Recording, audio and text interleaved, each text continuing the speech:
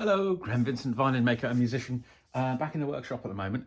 I promised you a little while back that I was going to start talking about sort of making sort of my own versions of various tools and going through the special tools that you need for violin making. So this is a good chance because I'm just in the process of updating a piece of kit I designed a little while back. So this is just a recessed plate for holding fronts and backs whilst I'm working on them, and I've got these eccentric cams for gripping them. I mean, there's all sorts of arrangements for doing that. Well, I wouldn't necessarily say that's the best one, but the interesting part of this is this. I've got a disc which is glued onto this plate, and then I've got these two pieces held loosely with this cross piece here, and basically you put that in the vise and tighten the vise on that, and it means that you can grip this any way round, okay, in any position. So you know, you can do that with it in the vise. However, I would like to be able to do that in the vise, but also this. So I'm making sort of the 3D version of that 2D model, if you like. So I've just turned up this, which quite obviously is going to take the place of the disc, and the next stage is to make up a couple of jaws to grip that, which will have each will have a sort of a circular sort of scooped out spherical concave to match this, and so when that's in the vise, I will be able to sort of move that plate round a certain degree angle wise, and also obviously rotate it, and then when I do the vise up, it'll grip that. So that's what we're up to today. Yeah, I've just finished turning this in here. I haven't got a particularly special lathe. It's just a little mini wood lathe. I mean, that's my hand there, just to give you an idea of scale. But it's big enough for the sort of thing I do. I don't do that much turning, but the main reason I got this is I want to start doing sort of turning my own tuning pegs, for example. Yeah, so here's this thing in operation. So you just use a standard vise. This plonks in there, and it means you can turn it round as you wish, and then when you want, you tighten the vise, and that's locked firmly in place. Loosen it, tighten it, locked in place. So I mean, it works beautifully, but like I say, my plan is to make something very similar, but replacing this 2D thing with a 3D thing, if that makes sense. So I'm letting my measurements be kind of informed by what I've got here, because this vise is where I'll be using it, and the only other vise that I use all the time is on the other bench over there, and it's exactly the same model. So when I plonk this thing in here, do these need to be, yeah, these can be a fraction above the height of the jaws, so they want to be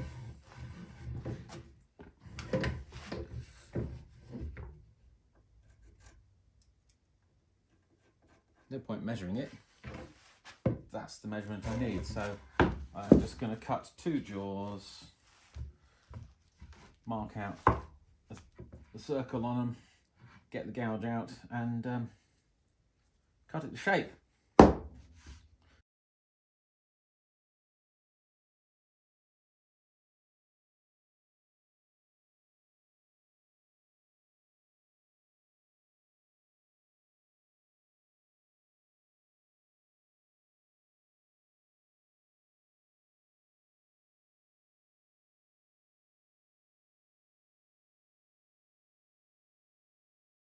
So I'm just busily sort of scooping out these, which will clamp onto the ball thing.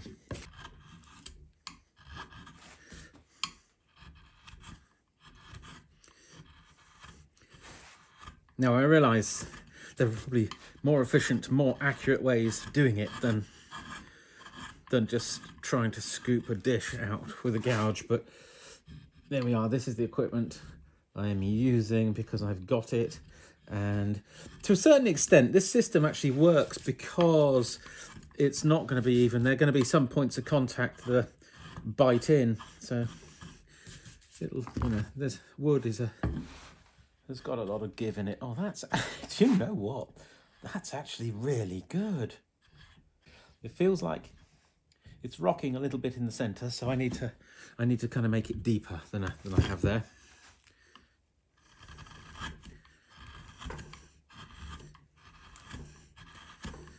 Sort of like this, I guess.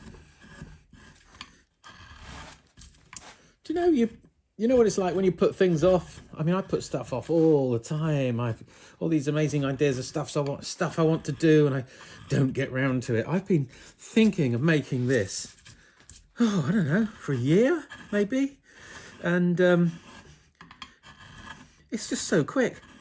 It's hardly taken me any time just to rattle this off so far. So let's plough on. I would imagine this will be done probably in a total of about an hour and a half after all that procrastination. Stupid, isn't it? Humans are silly. Well, that's not rocking. It feels like I could just take a little bit more out. I selected this gouge by just sort of presenting it up the curve against the curve of the ball, and it seems to be about right. So that's why I started making this with this gouge, because it just looked that as though if I cut as much as I could before this corner started digging in, it would be about the right amount, and that looks like that's pretty much what's happened, so that's good. Oh, I mean, there are ways to do this so much more accurately than this, but I think it'll work, and that's the main thing. Just pressing it down locks it. Just trying to deepen out a little bit more. I think we're pretty much there though, really. Got a few sheets of good old carbon paper left, so maybe if I just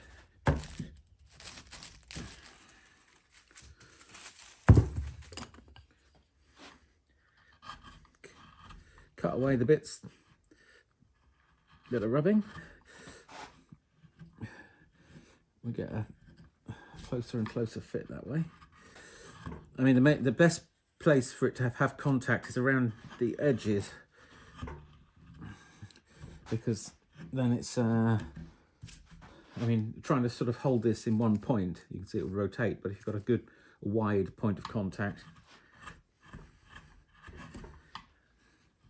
it's got to be the best. So I reckon we're there now.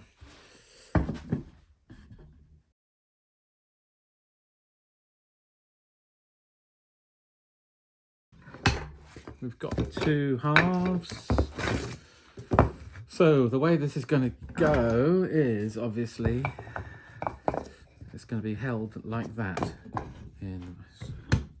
Oh no, don't. Have I made it too wide for the vise? Oh no. Okay, bit of a rethink then. 125. And do it again. It doesn't have to be much larger. Probably there.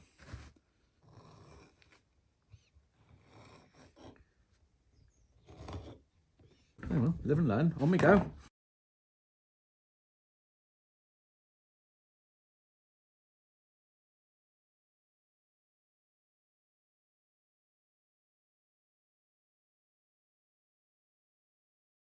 Okay, so what we got now then? Hopefully this will fit in the vise now. Oh yeah, plenty of space. In fact, it didn't need to be quite so thick. Right, so basically, oh yeah, that's going to be perfect. Fantastic. So you can fit, I mean, what I'm going to do now is going to put some things across just to hold it in, whether that's dowels across with one side being loose, or whether if I've got a long enough screw, then I'll use screws. But fundamentally it's done. And then you could, you could literally mount anything you wanted on one of these, whether it's something like this, or as in my case, it's going to be this. Yeah, these screws that I've got are going to be too long, so there'll be a clearance hole on this side and countersink, or big clearance hole for the head, another clearance hole. Then what I'll do is I'll screw them in and through, and then I'll just cut off the extra bit that's poking out the other side. I think it's going to be the way to do it. So that's the kind of bit of the project I was planning to do tonight. I might actually just carry on and finish it off, but fundamentally it's that which gets gripped in the vise. You squeeze the vise, and whatever angle you've got, whatever it is you've got fixed to this at, is then locked in place. And this didn't cost a lot to make, so I would strongly recommend, if you've got anything you would like to hold in the vise at any angle, do something like this. It doesn't have to be exactly like this, just make up your own thing, but this is a good idea.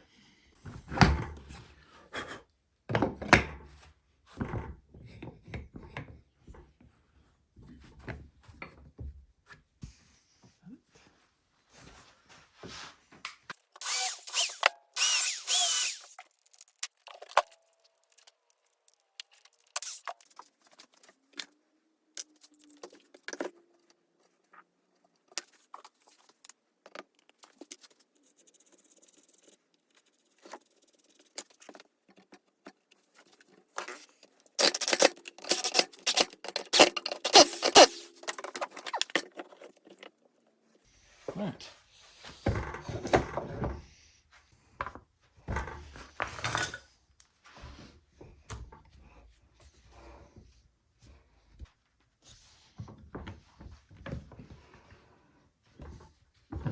That's great. Look at that. Oh yeah. That's perfect. I'm so happy with that. I mean, the previous model was good and really useful. This is fantastic. Oh yeah. Gosh. I mean, just for 2 or 3 hours work, that's absolutely amazing. Yep.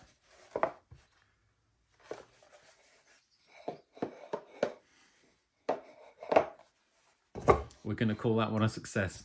Okay, that's it from me. Go make yourself one. Look after yourselves. Cheers, folks. Bye.